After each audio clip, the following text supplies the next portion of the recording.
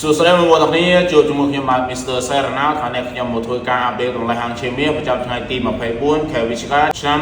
2025ជូនបងប្អូនទាំងអស់គ្នាសម្រាប់មាសព្រឹកនេះគឺនៅតែបន្តឡើងខ្លាំងមែនទែនបងប្អូនបើសិនជាយើងគិតជាអូនវិញក៏មានតម្លៃ$4,520ក្នុង1អូនបើសិនយើងគិតជា G វិញគឺមានតម្លៃ$542ក្នុង1 G មួយតម្លឹងមានតម្លៃ$5,411 គីឡូមានតម្លៃ$144,260អញ្ចឹងយើងសង្កេតឃើញថាមាសព្រឹកនេះនៅតែបន្តឡើងហើយបំបីអស់តាមហើយអញ្ចឹងយើងមកដឹងពីមូលហេតុបងប្អូនថាហេតុអ្វីបានមាសនៅតែបន្តឡើងបញ្ហាទី1គឺទាក់ទងនឹងសេដ្ឋកិច្ចរបស់សហរដ្ឋអាមេរិកគឺមានការចុះខ្សោយខ្លាំងមែនទែនមានថាអត្រាការងារធ្វើឬមួយក៏ភូមិសាស្ត្រនយោបាយអ្វីផ្សេងៗគឺមានបញ្ហាខ្លាំងអញ្ចឹងធ្វើឲ្យ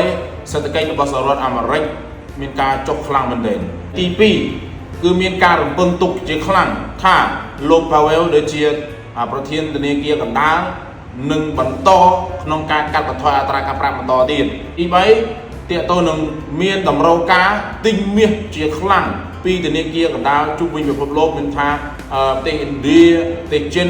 ឬមួយក៏ប្រទេសសហរដ្ឋអាមេរិកឬមួយក៏ប្រទេសផ្សេងៗជាដើមហើយនឹងទី4ទាក់ទងនឹងភូមិសាស្ត្រនយោបាយឬមួយក៏សង្គ្រាមទូទាំងពិភពលោកមានថាអ៊ីស្រាអែលជាមួយអ៊ីរ៉ានឬប្រទេសសហរដ្ឋអាមេរិកនិងប្រទេសវេណេស៊ុយអេឡាក៏មានបញ្ហាគ្នាទាក់ទងនឹងភូមិសាស្ត្រនយោបាយឬ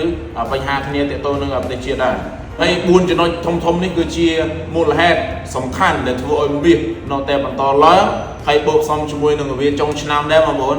ចុងក្រោយបងប្អូនសម្រាប់បងប្អូនណាដែលចាប់អារម្មណ៍ក្នុងការរៀនមានថាជាចង់បើកគណនី account ក្នុងការ trade ឬមួយក៏ចង់សិក្សាស្វែងយល់អំពី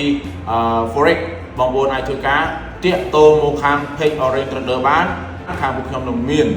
ក្រុមការងារក្នុងការឆ្លើយតបបងប្អូនអរគ្នាសម្រាប់ការអាប់ដេតតម្លៃហាងឈេមមាសប្រចាំថ្ងៃទី24ខែវិច្ឆិកាឆ្នាំ2025នេះក៏ចប់តែប៉ុណ្ណេះបាទសូមអរគុណសូមជម្រាបលាបងប្អូន